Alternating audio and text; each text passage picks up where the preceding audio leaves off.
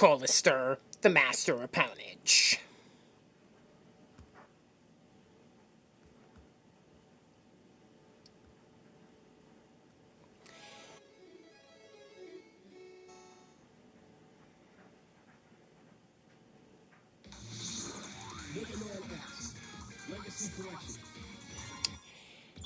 Alright, so continuing on from where I did a playthrough of the first Mega Man X game in Mega Man X Legacy Collection, let's continue the series, shall we?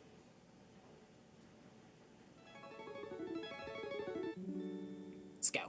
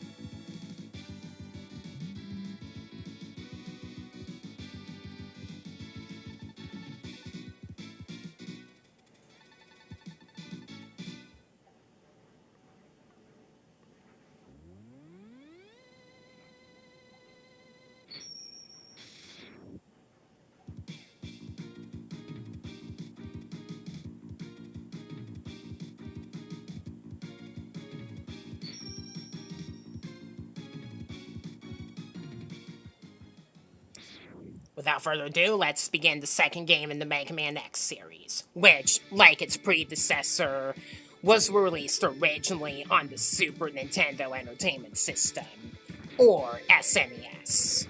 This one was released in 1994. Just keep firing at the first enemy to start, and then you have the ability to dash from the start in this game, unlike with the first Mega Man X game.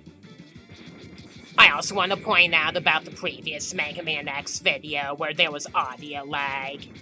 The SNES Mega Man X games have audio lag, at least in the Switch version of Mega Man X Legacy Collection. It's not my recording. I realized that after I recorded a long play of Mega Man 7, which I plan to do after this game at some point, as well. Gotta get up there quickly before the walls smash you.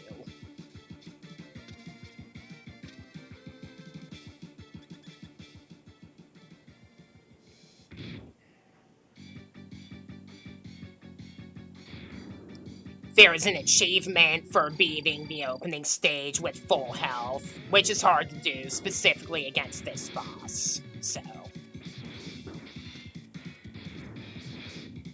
Contact with the Morning Star arms will damage you.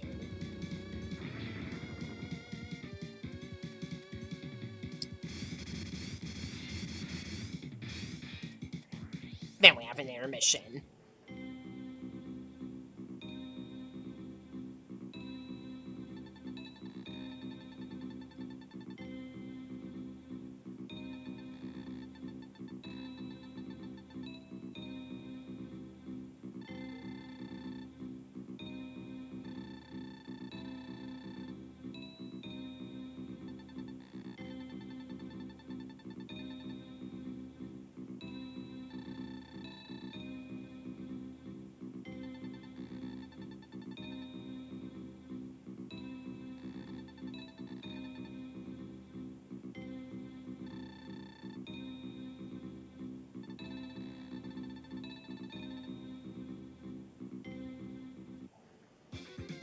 Like with the other SNES games, you have a password system that saves your progression in terms of what stages you've beaten and what items you've collected.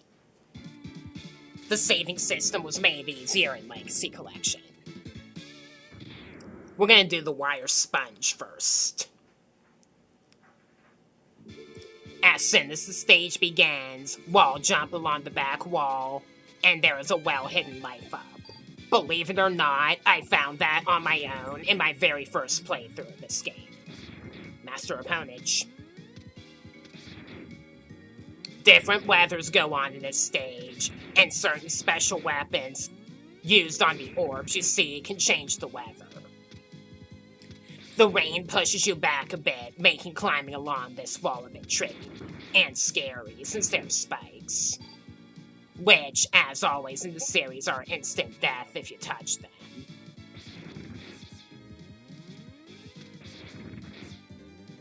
Sub-tank here.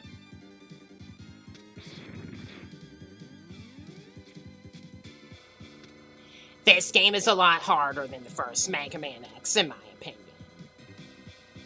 There are some points during the recording where I absolutely struggled. So...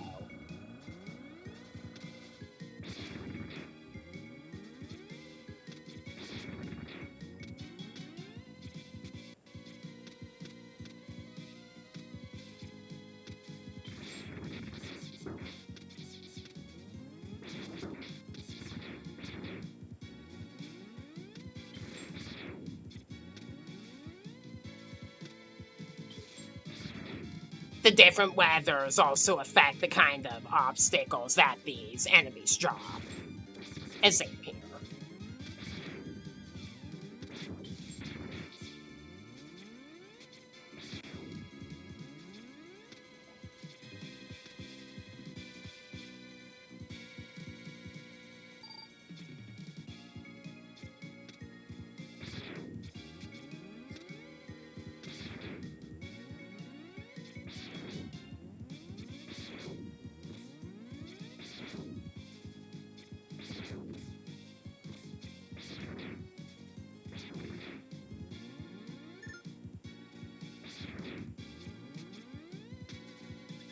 So, here we go.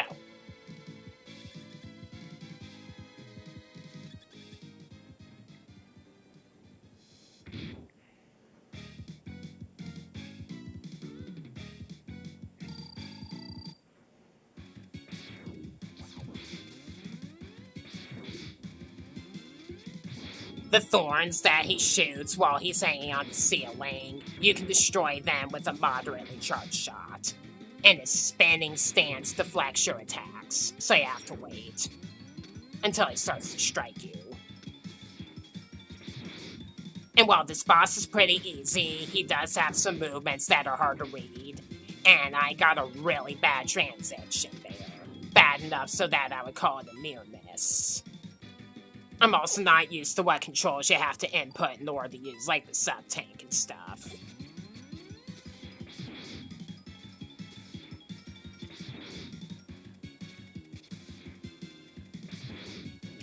Once his health gets down to about a third, he does an invincibility berserk attack, and you have to wait for the lightning bolts to come down before you can hit him again. If you're not quick enough, he might do it more than once. Like that.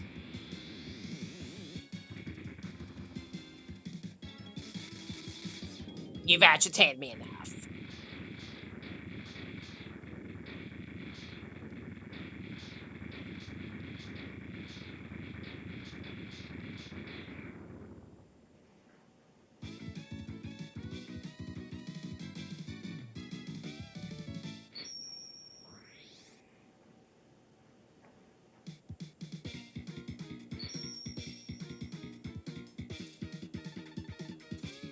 The strike chain, a short-range weapon that hits a certain reach and then comes back.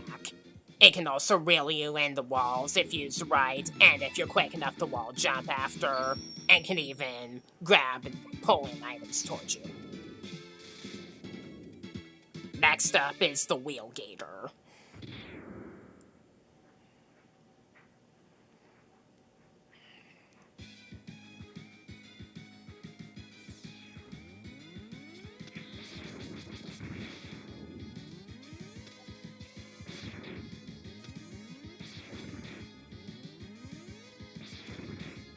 In this game, there are some enemies that'll always drop health items if they drop an item, and some that'll only drop weapon refill items if they drop an item.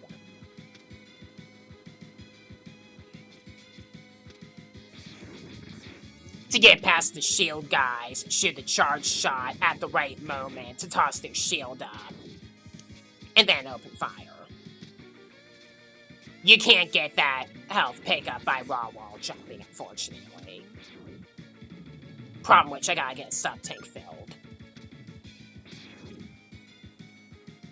This ride armor, you can keep the shot button held to do a winding attack and dash forward after you release. You can also hover with them.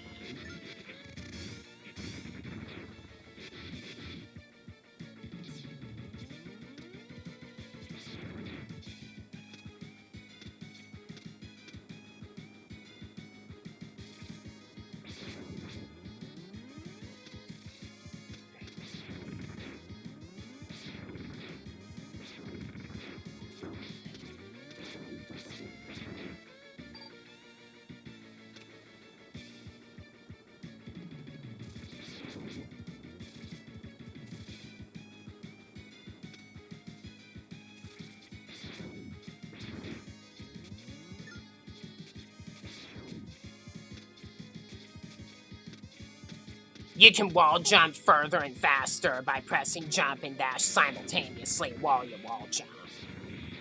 And this is a really bad place to have like a bird generator.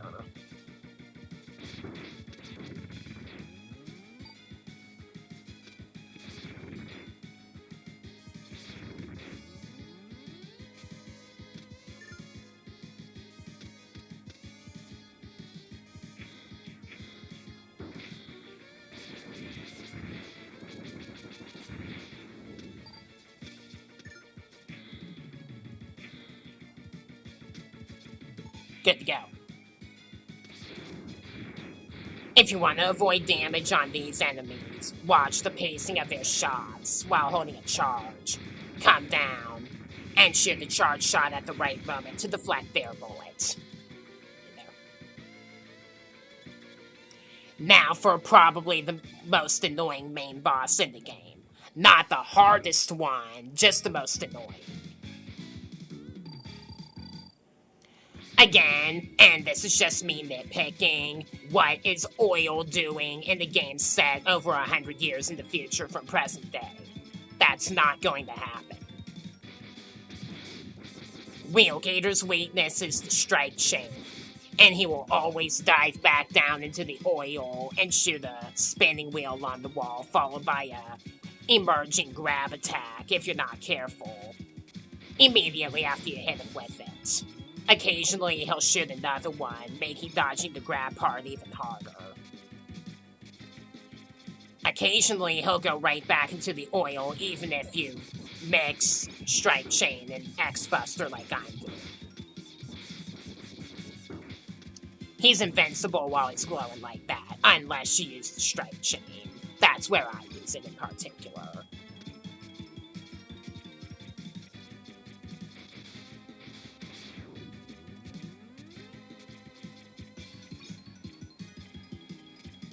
This fight would take a lot longer than this if you used the Strike Chain only on him. He also has a corkscrew attack where he'll damage the wall, and touching the part of the wall that's damaged will damage you.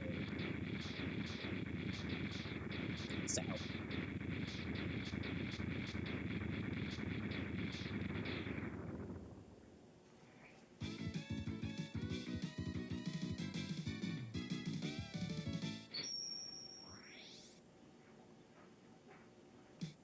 So with this, we get the spin wheel. A weapon that travels along the ground some distance and damages enemies in certain blocks.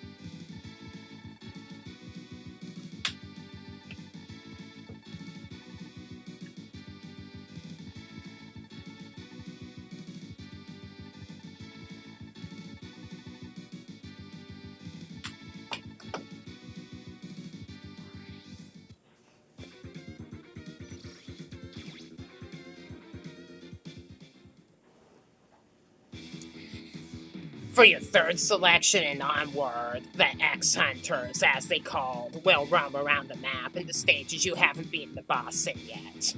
And you can encounter them in the secret room there. I'll do Morph Moth next, for some specific reasons.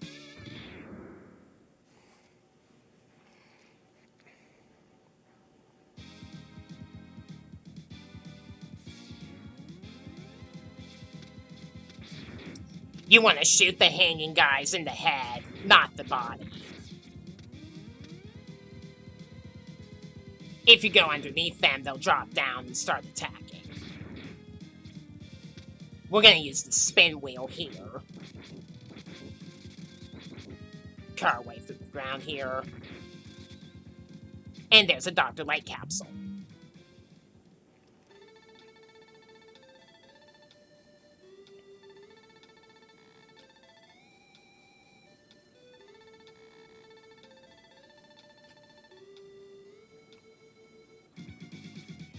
This is where you get the body armor upgrade. In addition to reducing the amount of damage you receive, it also absorbs certain projectile attacks, making you take less damage, and builds up a power meter for a weapon called the Giga Crush. You can only refill the Giga Crush by taking damage from certain projectiles. It doesn't build up with weapon capsules. Which is why I'm going to do some short grinding right here to take damage on purpose to these guys until it fills up.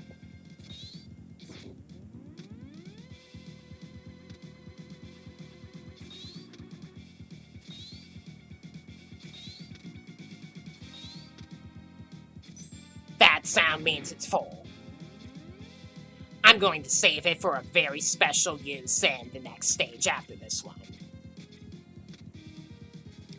These roller junk robots will regenerate if you shoot them with weaker weapons besides a fully charged shot if you're not quick enough, so you have to take them down quickly. I hate this sub-boss.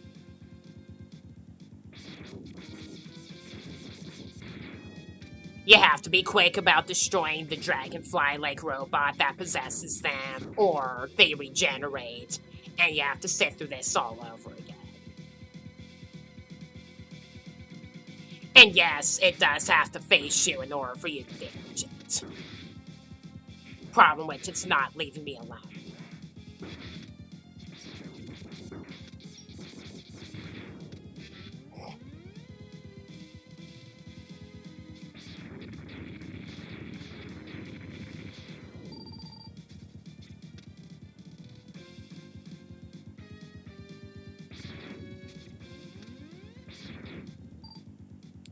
If you shoot the hanging enemies in the body rather than the head while they're hanging, their heads will shoot a bunch of lasers at you, and it can get to be a real mess. Just to be clear from earlier.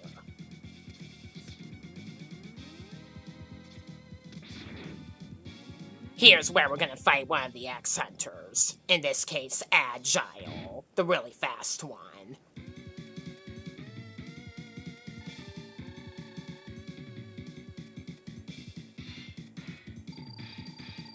Focus on jumping along the wall, and use it to dodge his attack, as you see here.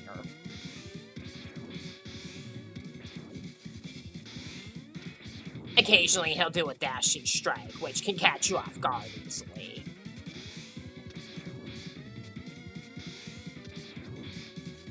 You might not be able to see some of the projectiles he shoots due to the frame rate, so keep that in mind as well.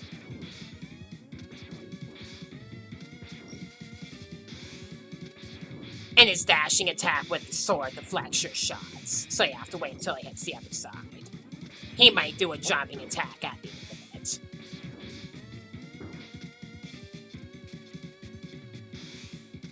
Otherwise, he's not that tough.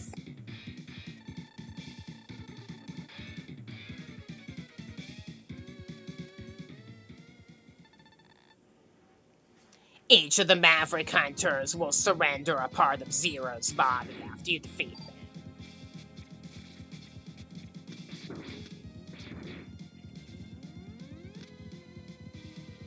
As you know, Zero dies during the climax of the original Mega Man X game. Then in this game, he gets reconstructed.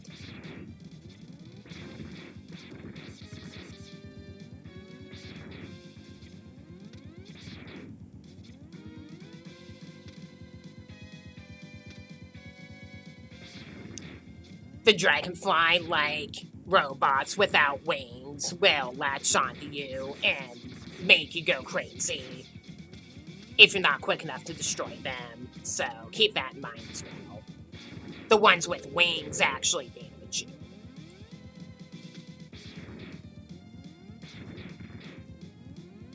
Now I have to fight another one of those annoying junk robots controlled by a dragonfly, parasite-like enemy with a magnet affecting the gravity pull.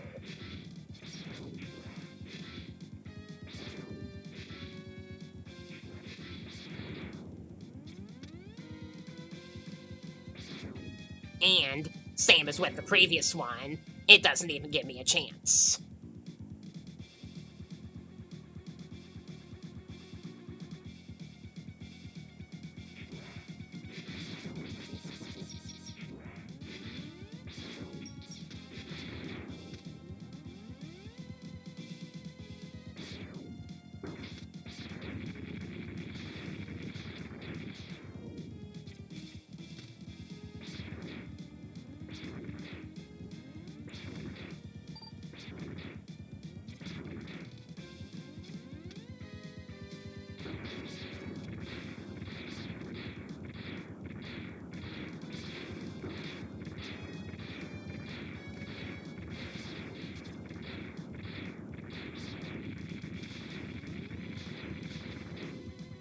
Alright, now the boss.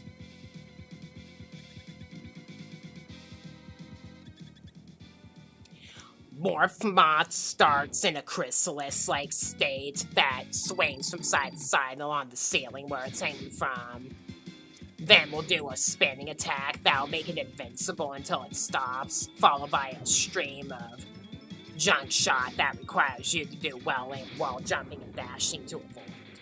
Remember that he's invincible while doing this. And use the angle he's at to tell where you should be while jumping from. He also grows a little bit with each round of his attack pattern that he does. And if he gets big enough, or after you damage him to like 40% health left, he'll metamorphosize into the moth form. If you let him metamorphosize without damaging him enough, there's an achievement for doing that in this game. Knowing about the achievements, or the hunter medals as they call them in this game, is the only way you'd be able to figure that out on your own, basically, because this boss is pretty easy.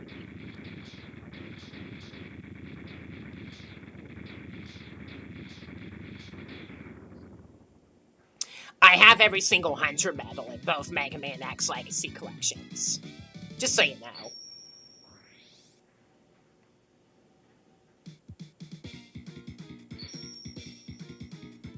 So for beating the Morph Moth, you get the Silk Shot.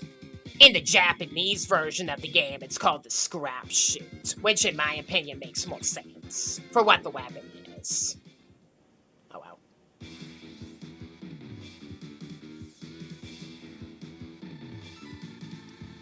Alright, let's do the Bubble Crab now.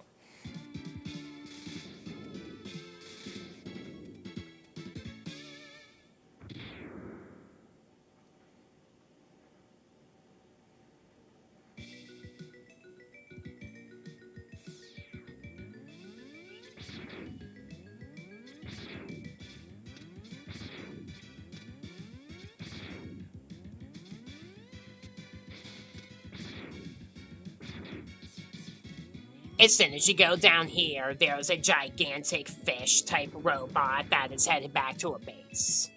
If you want to fight the X-Hunter in the stage, you're required to destroy it, and quickly, before it reaches the base.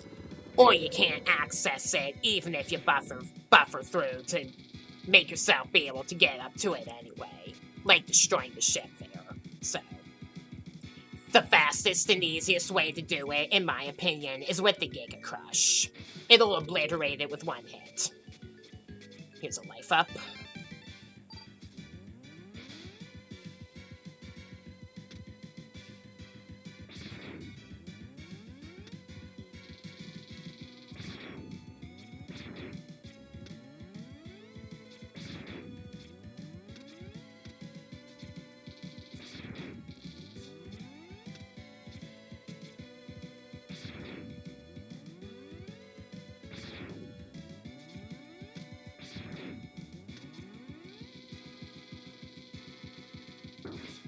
You have to be extra careful while jumping along these narrow platforms.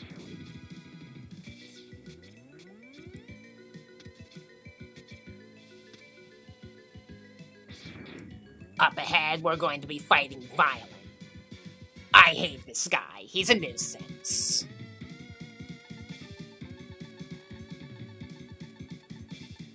They call him Violen, as in violins, without, with less letters. For a reason. That morning star infuriates me, battling him. And he's even worse in the re-battle during the climax of the game.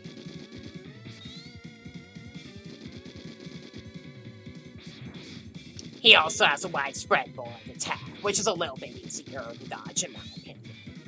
And every hit will help build up the Giga Crush back, if ever so slightly.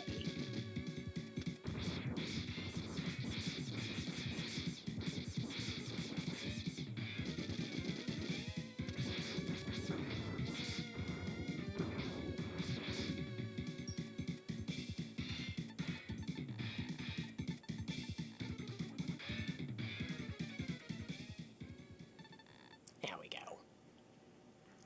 I'm not taking any chances.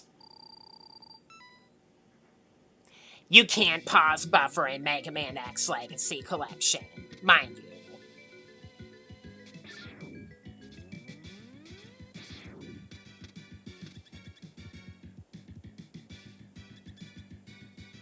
You do have the Rookie Hunter mode, which makes some parts of the game easier, such as you taking less damage. However, that's for pansies.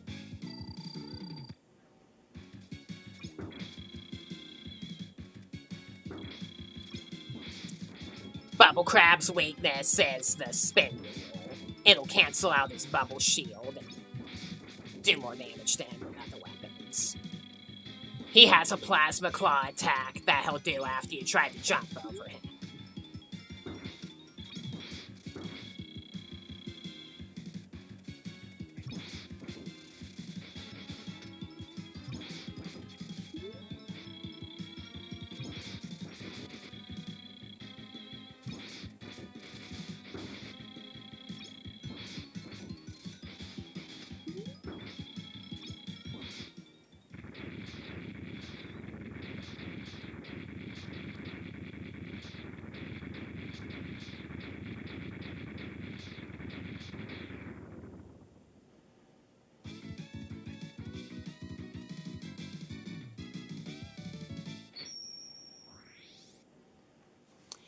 Your reward for beating Bubble Crab is a pretty useful special weapon called the Bubble Splash. Wow, huh. A lot more potent than it sounds though.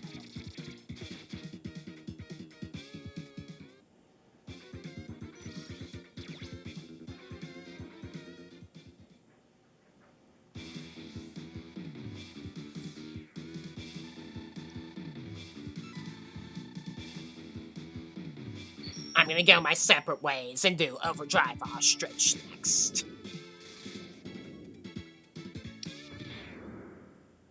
You have more than one chance to fight each of the X Hunters as you complete stages. However, if you get down to like one stage left and have one X Hunter left, for example, it'll escape and you'll miss your chance to regain 0, which will affect the ending of the game slightly.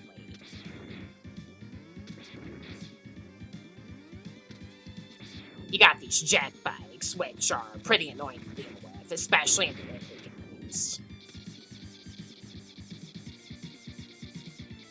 No clue what I'm doing here.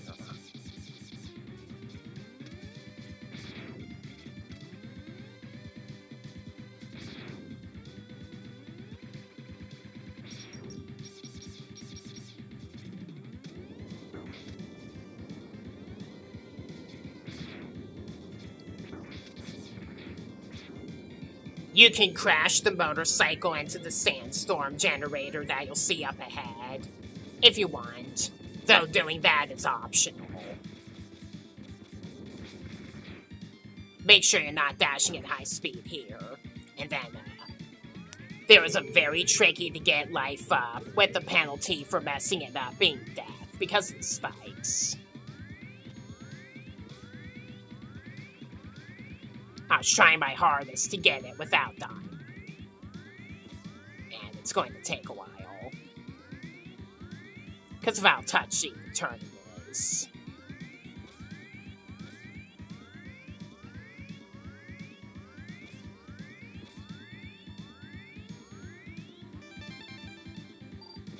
Yes!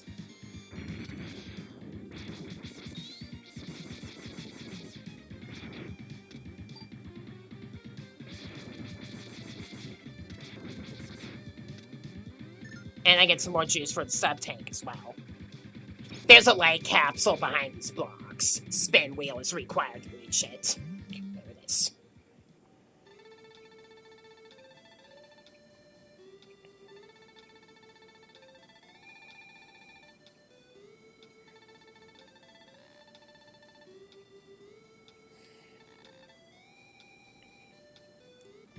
This is where you'll find the leg upgrade, which gives you the ability to dash forward while in midair after a jump. You can only do this once per jump, and you cannot do it if you dash before jumping.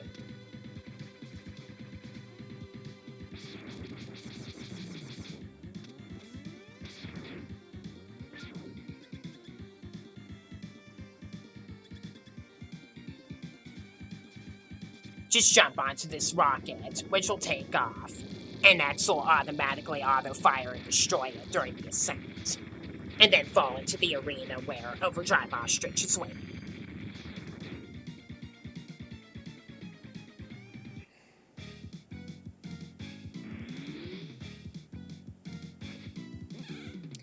Wow, this guy's not that tough. He does have a lot of super armor. So, he tends to go invincible before you're able to land a charge shot on him.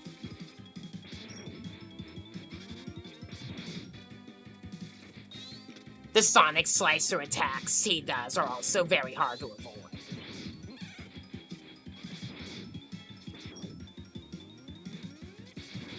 If you let him go off screen, he'll run towards you in the background and try to ambush you.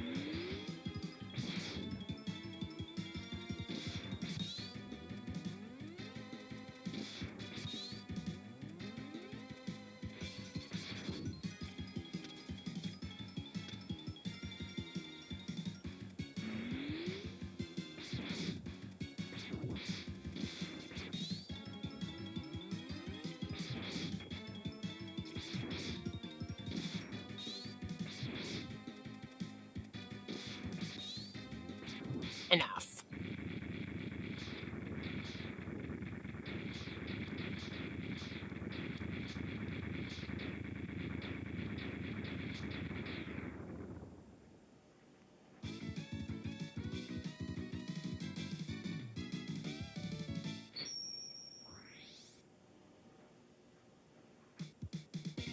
With this, we get the Sonic Slicer.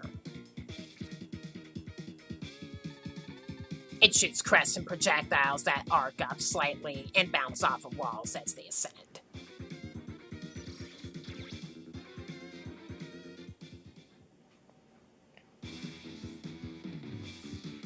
Now we're gonna do the Flame Stag.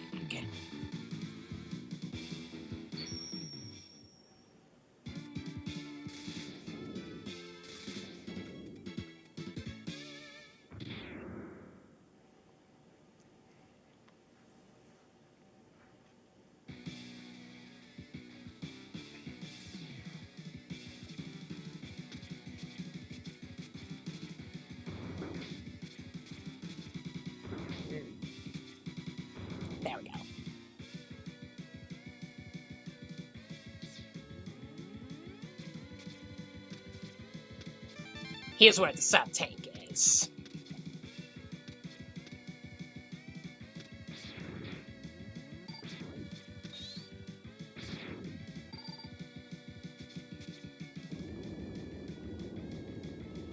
The pickups you see as you climb up here are basically a death trap. Avoid them. And you have to be really quick if you want the life up. I'm gonna have to go back and get it later.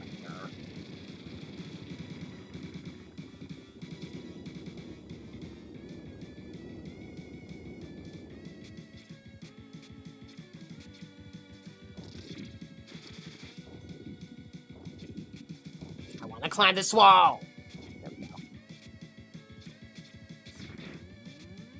Those beetles can destroy the narrow walls, and themselves along with them. Alright, so here's where we're going to be fighting Serges, the last of the X Hunters.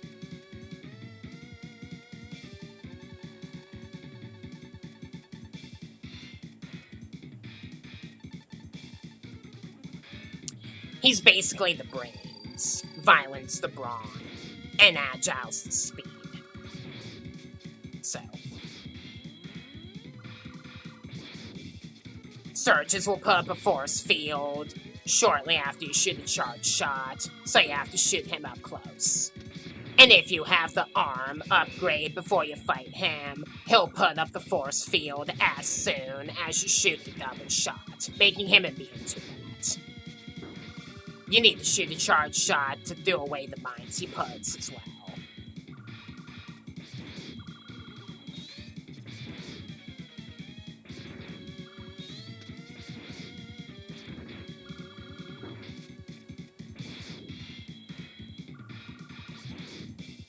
So there.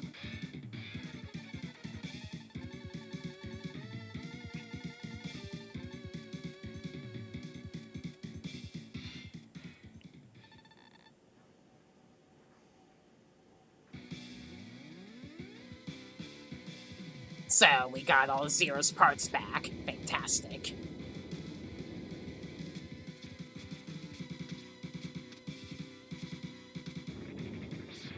There are these flying squirrel-like enemies that'll ignite the gas pipes. Be careful as you climb up.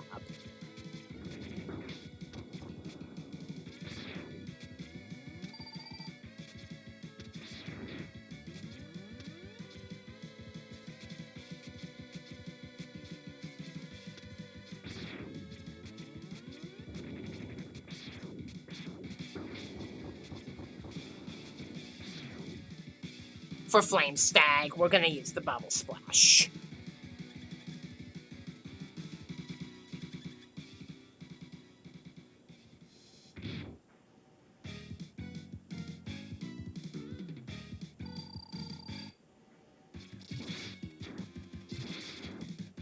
Just use the Bubble Splash, non-charged, directly after jumping over the first flame he throws after you hit him.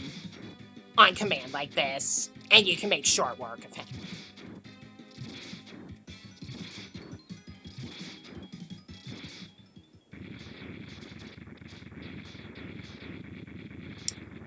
Otherwise, if he gets down to low health, his flame will turn blue, and his attacks will become more aggressive, involving grab attacks as well.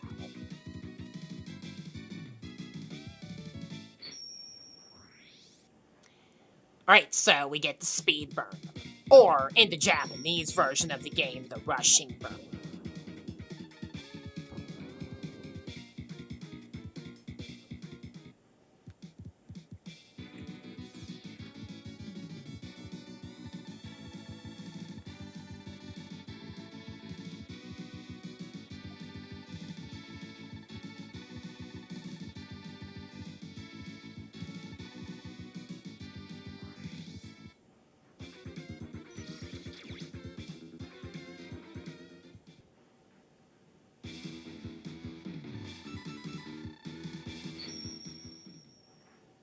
Now we're going to return to Flame Stag's stage to get the life up that I left behind earlier.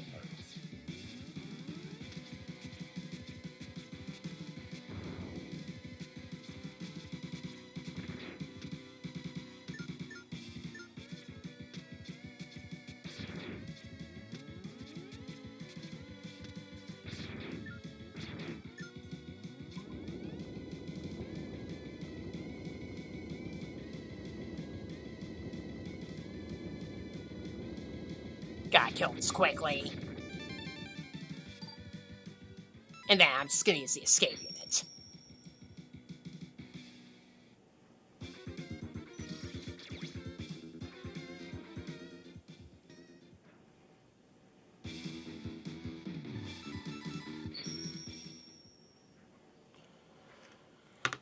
Alright, now for what probably infuriated me the second most during this recording. And that's the life up and wheel Gator stage.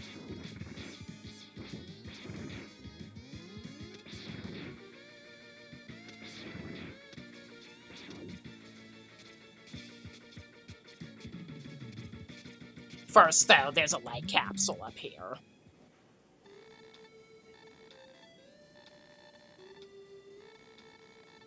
This is the one that gives you the Buster upgrade.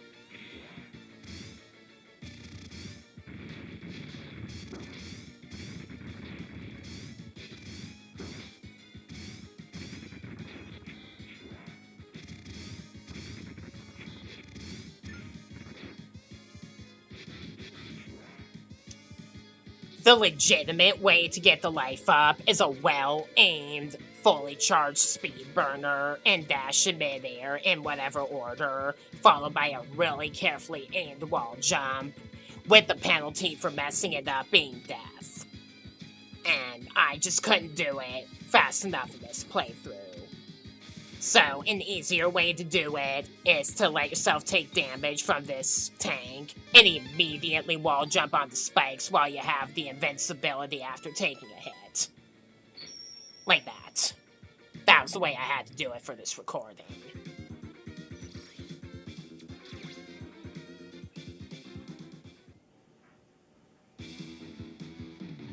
And then we have an item to gain, Bubble Crab stage as well.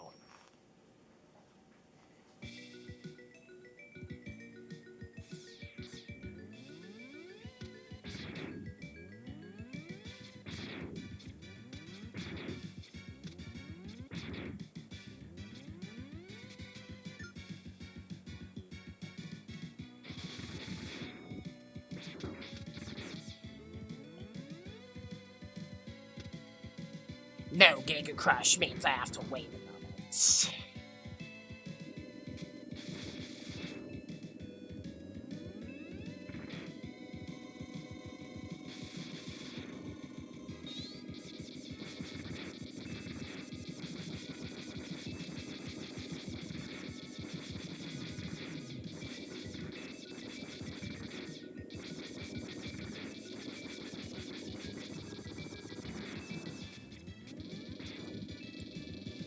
There's a special area here, where if you use a fully charged shot with the Silk Shot, you can draw in some health pickups.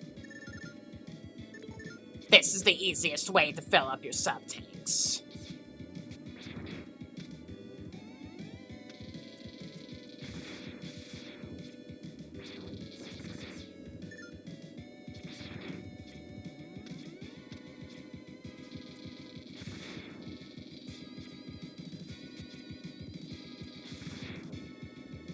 To get the sub-tank here, you need to fully charge with the arm upgrade the Bubble Splash.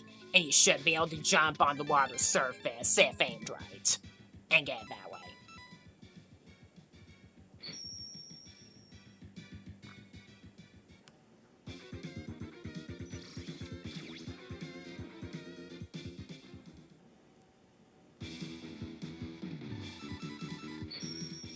So here's Magna Centipede now.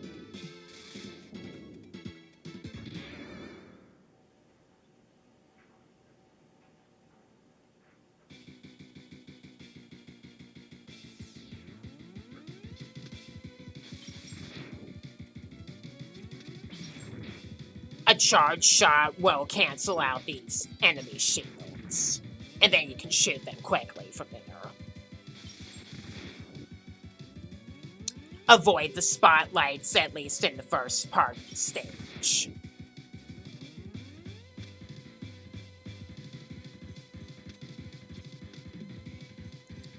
The security bots will come down, and it'll make it impossible to get the life up. That is up here. That I'm struggling to reach. Here.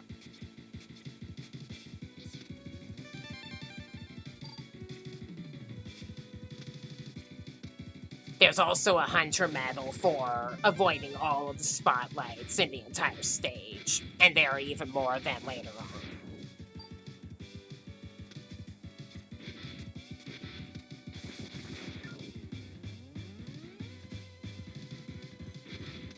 Gotta be careful not to get smashed by these.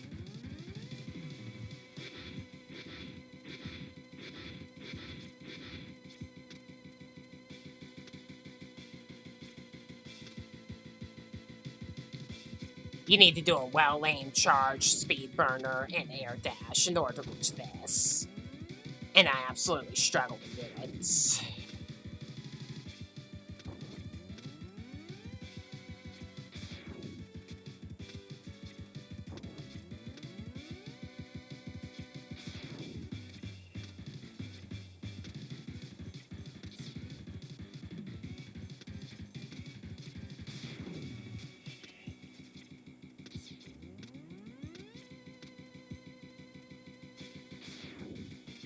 I was afraid I was gonna mess it up.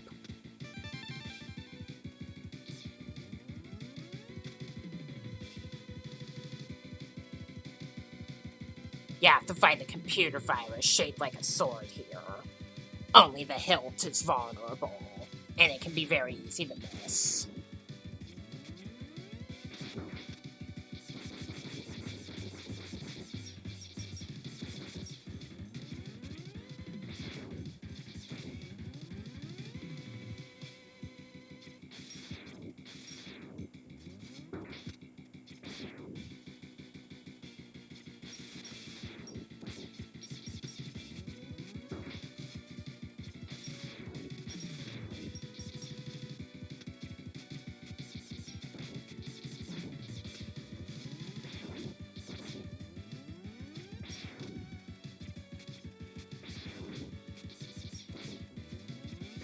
There we go.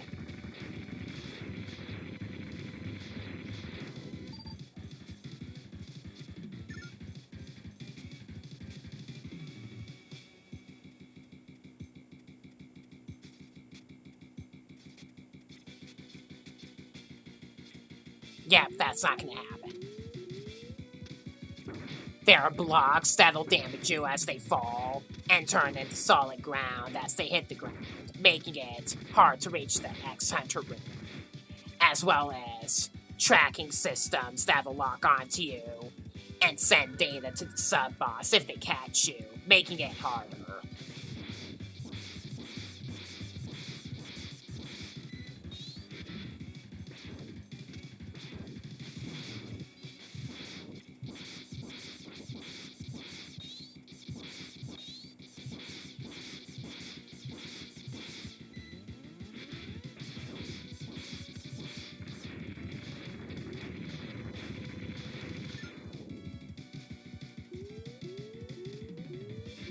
Watch out for security blocks and dropping platforms.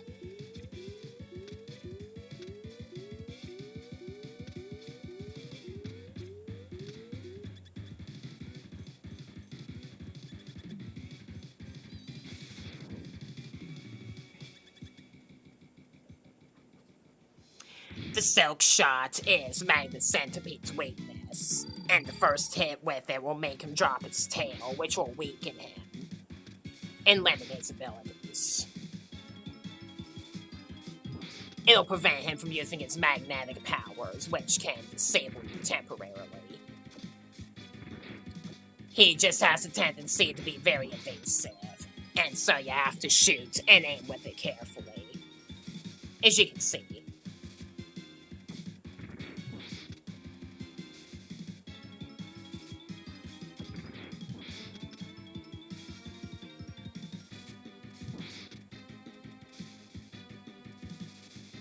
If he fools you too much with your shots, you might run out of ammo before you can defeat him. So...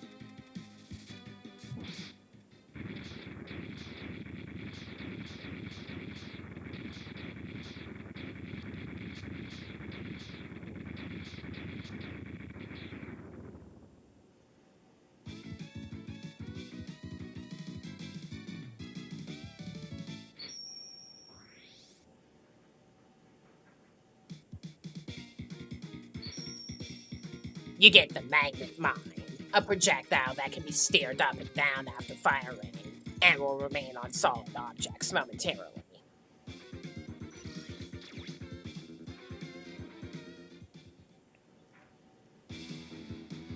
This leaves the crystal snail thing.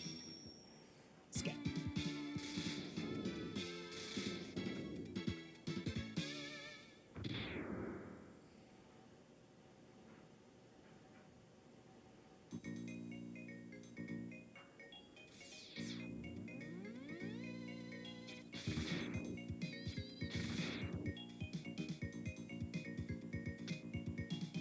The life up here is difficult to get, and the penalty for missing it is death. A simple dash and hover jump will not cut it. So what I like to do is I like to do a few punches while I'm dashing and hovering, and that allows enough of a momentum boost that I can reach the life up if I jump out quickly.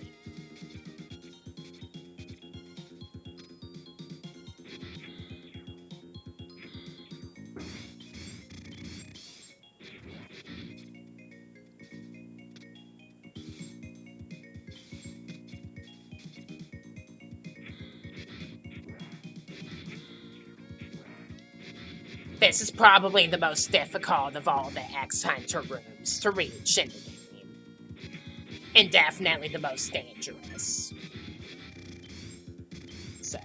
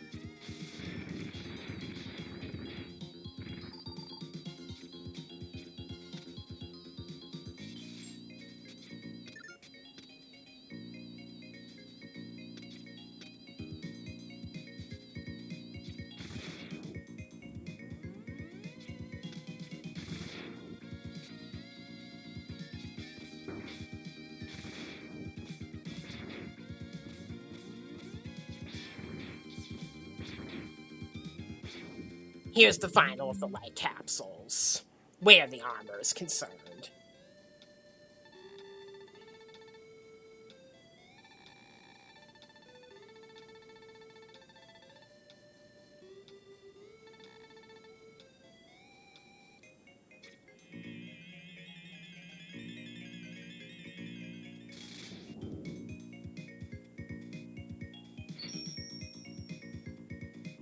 The item you get with the head upgrade is useful for a first playthrough if you're trying to 100% the game.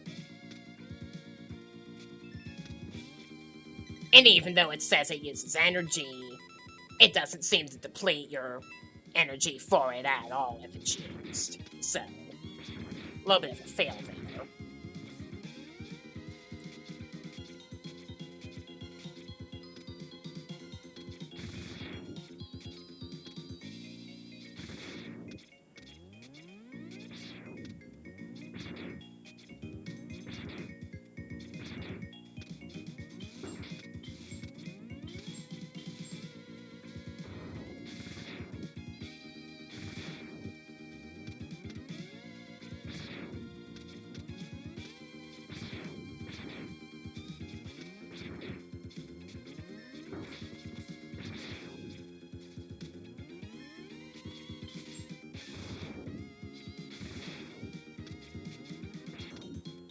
So, we're off.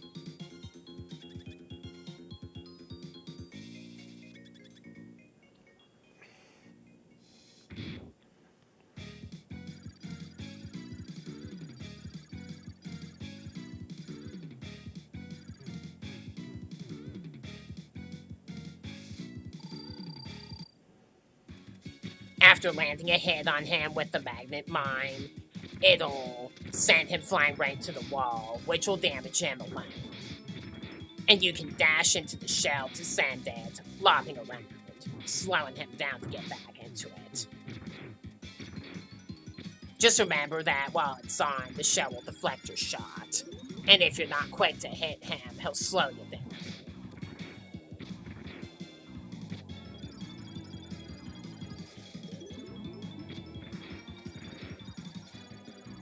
And he'll do a dashing attack after that.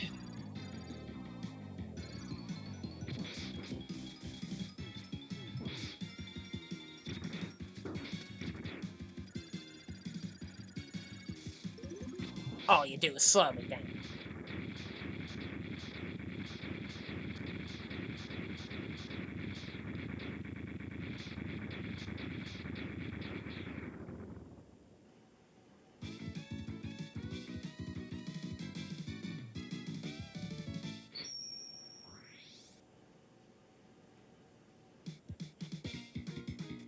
The Crystal Hunter encases some enemies in solid crystal, and then you can safely stand on them.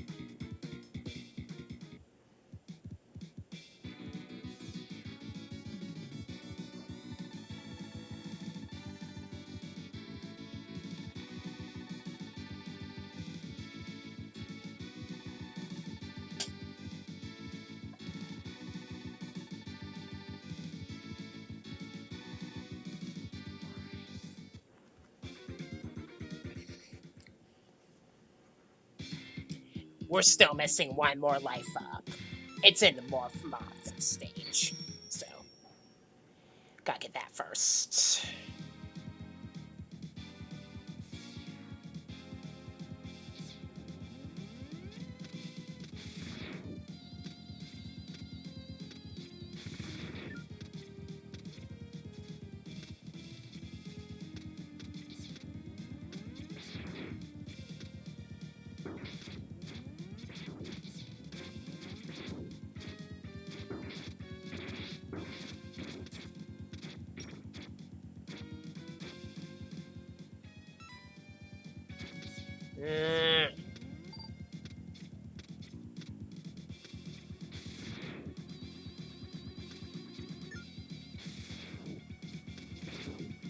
Crystal Hunter is required to get it. Here.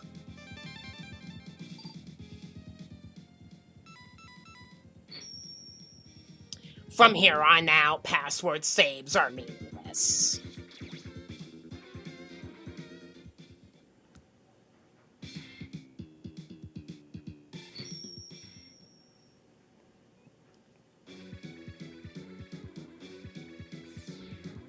This stage infuriated me during the recording.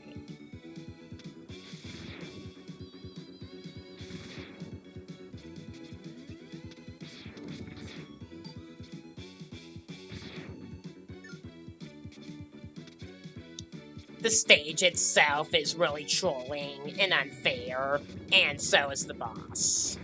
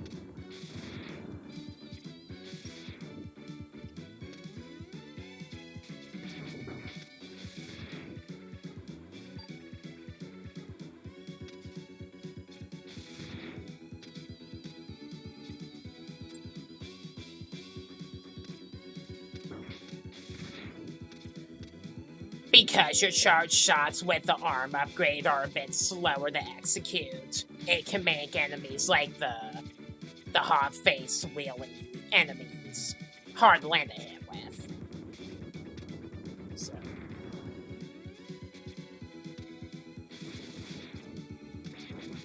For the double shot, you want to try and hold the charge for about double the length it takes to fully charge a non-arm upgrade shot for maximum results.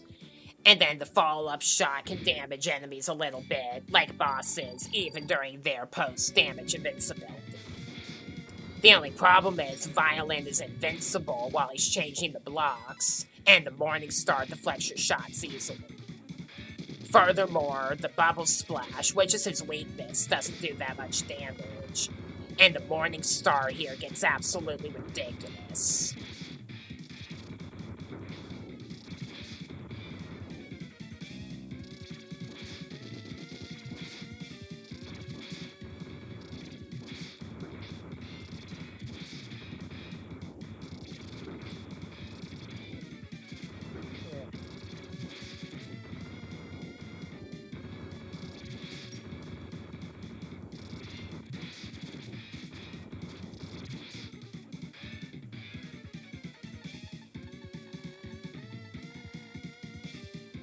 How can you say that fight was fair?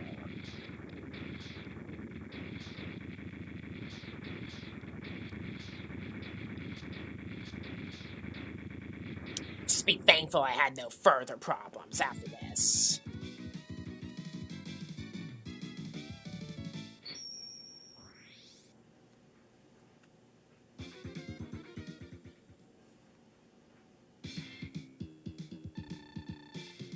Notice how with each stage in the X-Hunter stages, parts of the fortress collapse on the picture.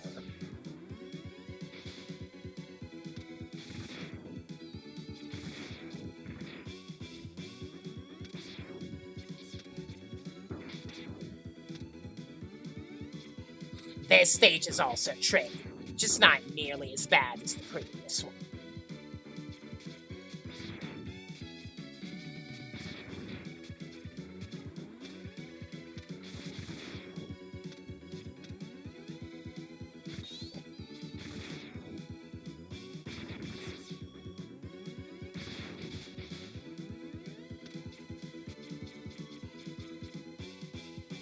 Gotta slide and jump along these pillar platforms to cross the spikes.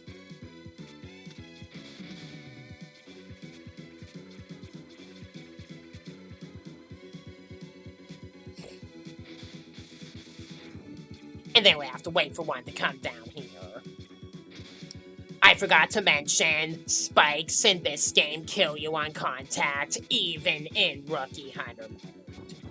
This is not true for Mega Man X4, I believe. So, that makes the Life Up and Wheel Gator stage even more of a nuisance to get. You can use the Crystal Hunter to use the batons as a platform, or use a fully charged shot with the Speed Burner followed by an air dash to get past that part.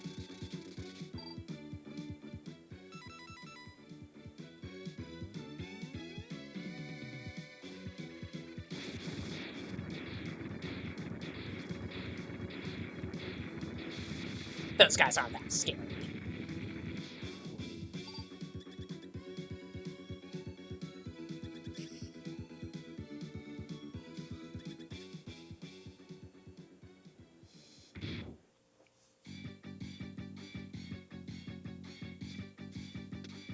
So, Serges comes at you in the mechanism.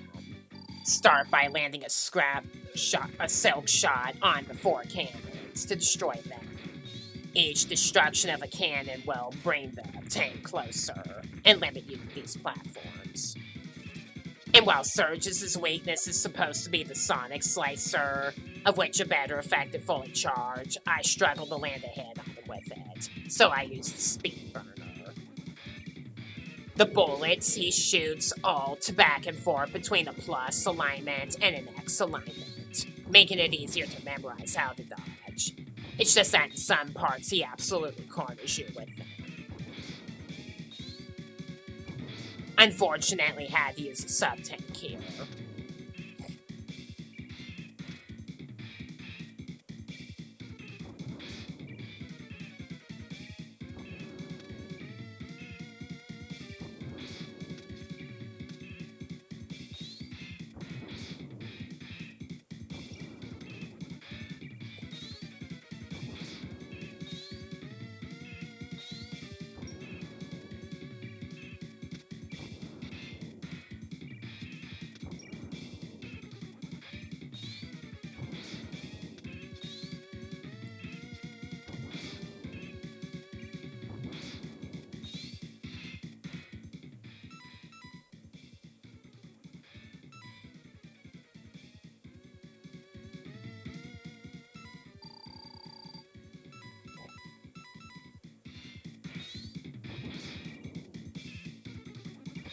I definitely needed it.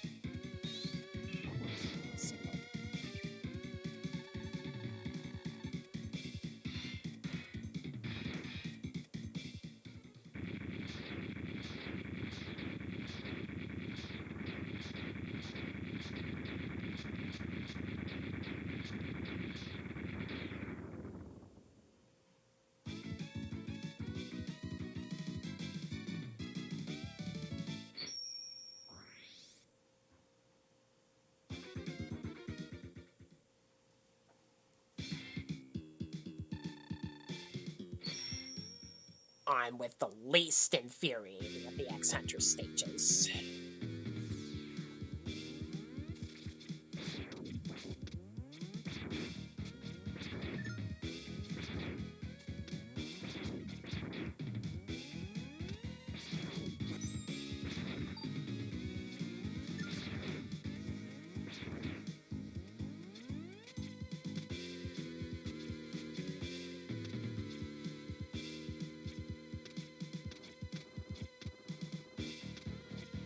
You got these platforms that change their direction to carry you along with each jump.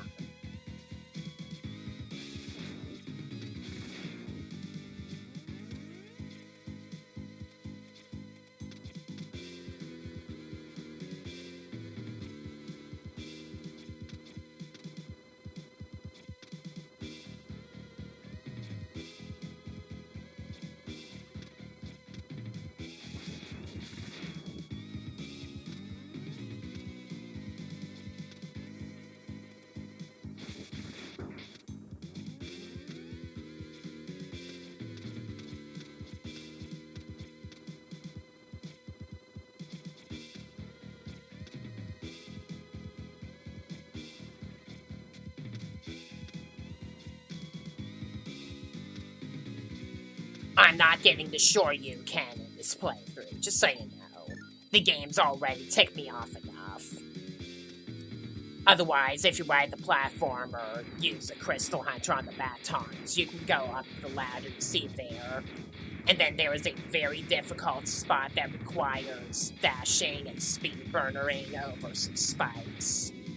And then as you descend down the wall, there is a secret chamber where a Dr. Light capsule can appear and give you the short you can. It'll only appear if you have full health, and if you've gotten the entire of the second armor, all the light bulbs, and all the sub-tanks. Then to use the short you can input forward, diagonally back and down, forward, buster shot quickly to do the short you can. It'll usually destroy bosses with one hit, and you can only use it on the ground and if you have full health.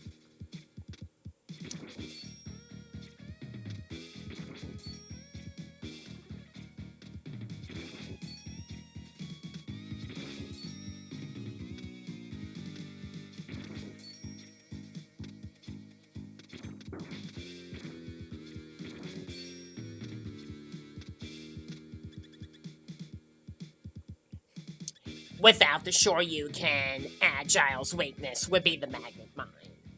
And this guy's actually easier than the previous ones. I mean, as he was before. He transformed into some kind of mechanism for some reason.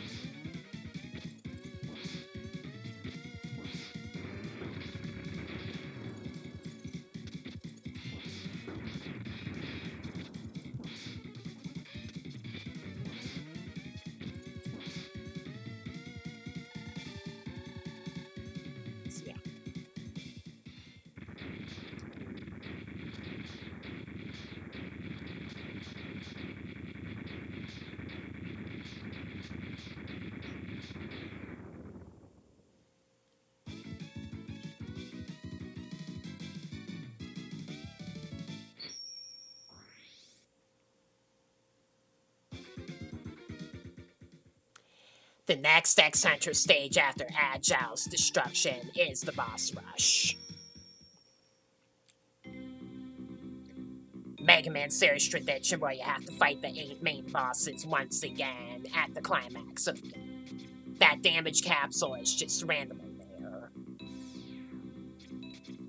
In between fights, there are 4 small health pickups on the upper platforms you see here. Pick them up to fill your sub-tanks if you can, and use them to recover your health in between fights. Be careful, the stage formats on some of them get trickier.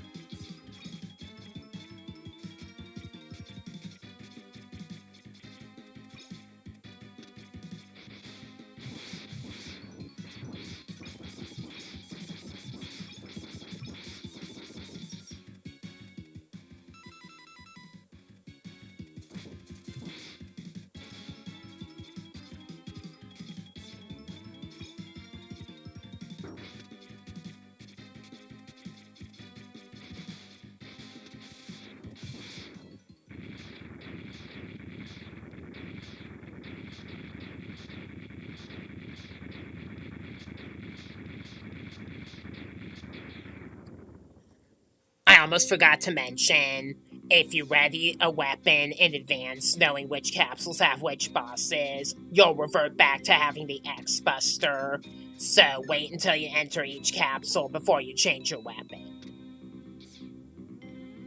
Your charge shot will also be cancelled.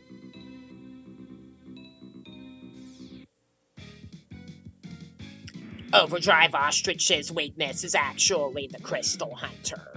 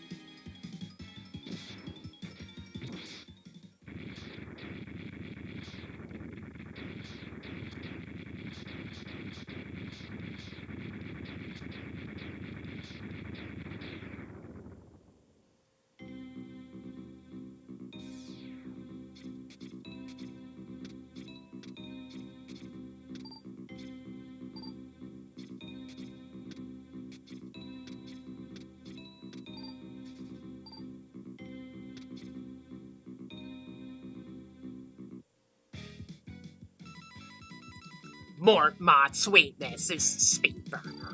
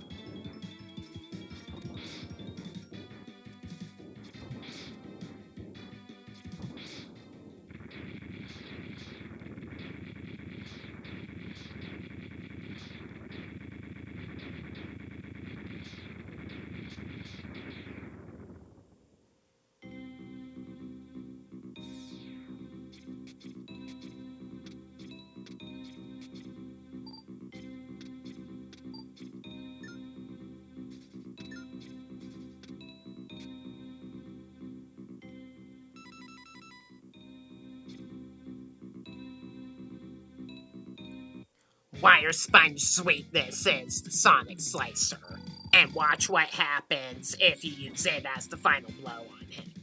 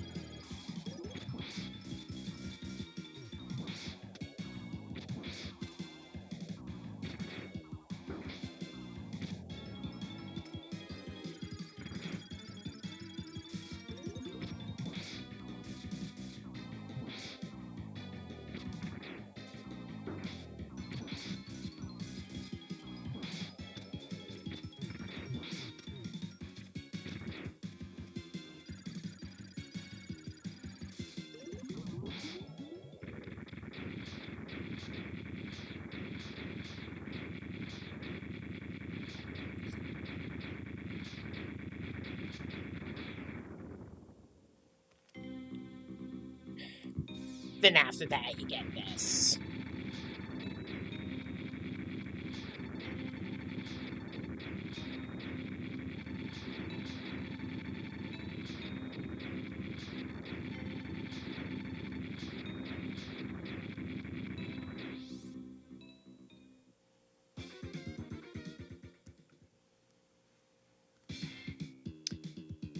So without further ado, let's finish the game up. You're back in the central computer stage, which is where Magna Centipede was. It's also where the X Hunters were first spying on you during the intermissions.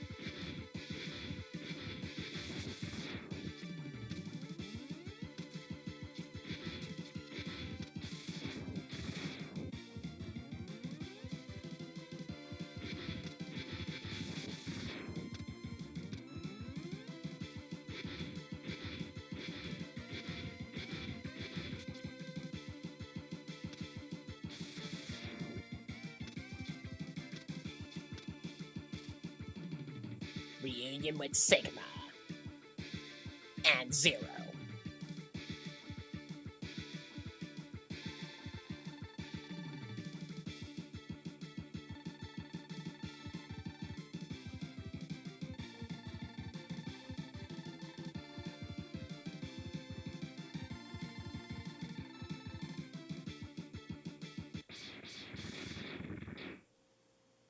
Ooh, and what's this? The real Zero. Back from the dead.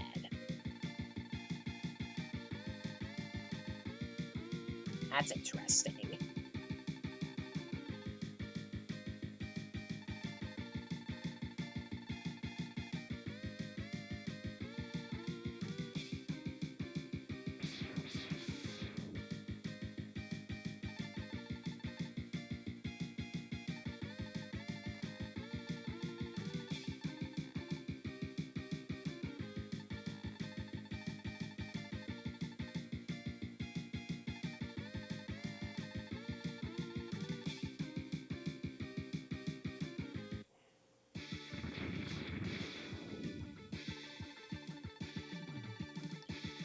Now, if the X-Hunters escape, and you fail to collect all of Zero's parts, you actually fight Zero at that part of the game, and he's one tough customer. After you beat him, he regains his sense, and then he opens the portal and lets you fight Sigma here.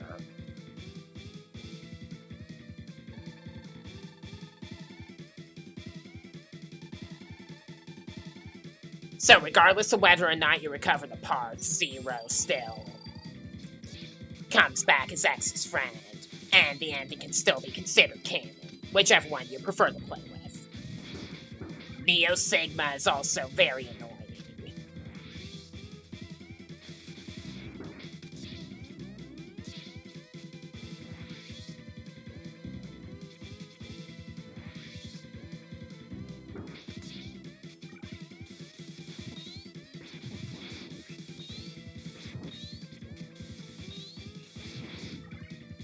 He's absolutely cornering me with those electric shots. There, I found an opening.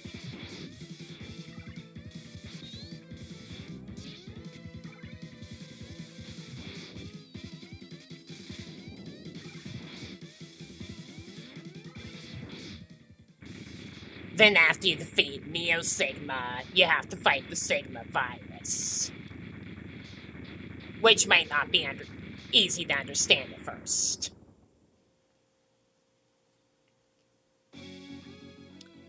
Its weakness, I know for a fact, is the strike chain. You can also damage him with fully charged X-Buster shots as well.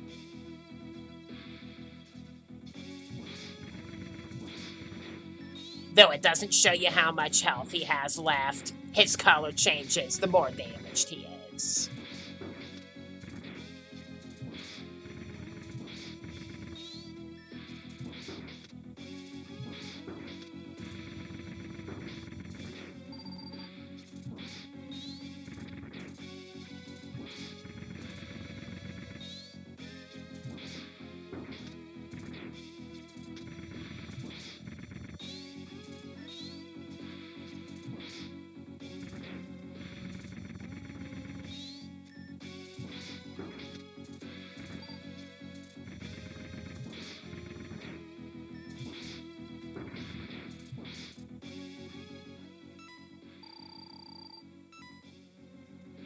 Always come prepared.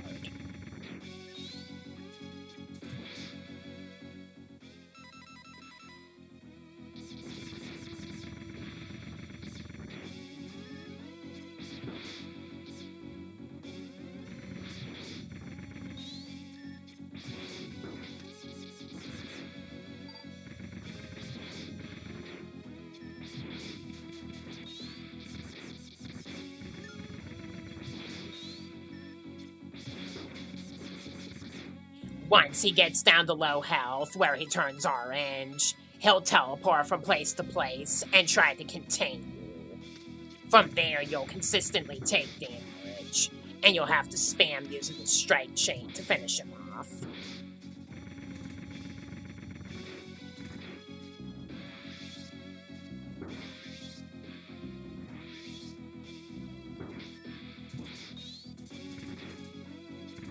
Like this. So, with that ends the battle. Sigma, once again, has been vanquished. Only for now, though. Definitely only for now. And then he says this.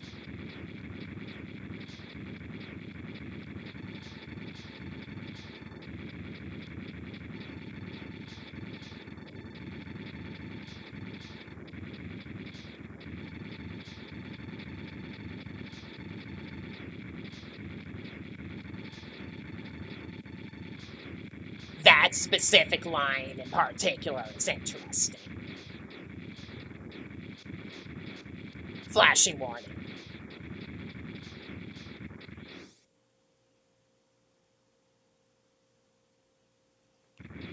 Yeah, this screen's a bit flashy for anyone that's photosensitive.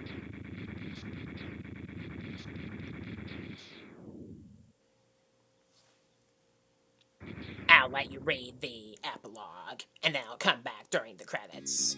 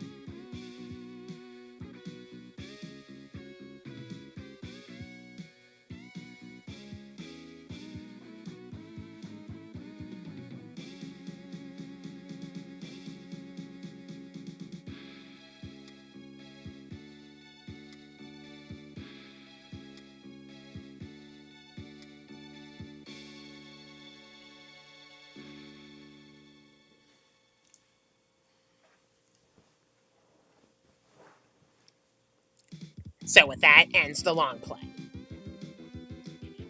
There are no staff credits in this game, only a lineup of all the enemies in the game.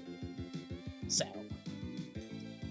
yeah, that quote Sigma speaks at the end of the game. Zero is the last of the Doctor's creations. That's a very interesting one to take note of, indeed. Because, well, it just so happens that Zero was the last robot ever made by Dr. Wily.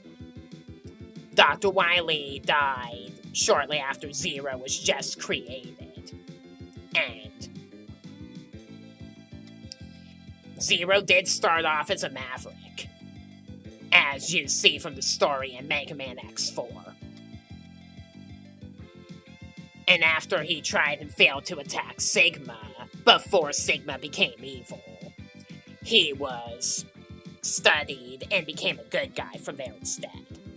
And because Dr. Wily's soul basically was put into Zero's body, Zero was destined to be a Maverick, and is supposed to be the root of all evil in the Mega Man X story. And partly the reason why Sigma kept coming back, in a way. And, at the end of Mega Man X6, Dr. Wily went to prison. So, back in 1994, at least, that would get some people thinking, were they still going to continue the classic Mega Man series, and Mega Man X was not its replacement? Then 1 year later, in 1995, we got Mega Man 7, where Dr. Wily had escaped and continued his evil deeds from there. That's going to be the next Mega Man game I play after this one, so stay tuned for that. And in addition to Mega Man, I have a few other franchises like Namco Arcade and some different games on the Nintendo Switch that I like to play as well for my channel. So stay tuned for those, whether they be long plays or art videos, or some other stuff here or there that I might throw in as well. And until my next upload, I am Crowlister, Master of Ponage. Thank you for watching, and I'll see you on my next upload from here.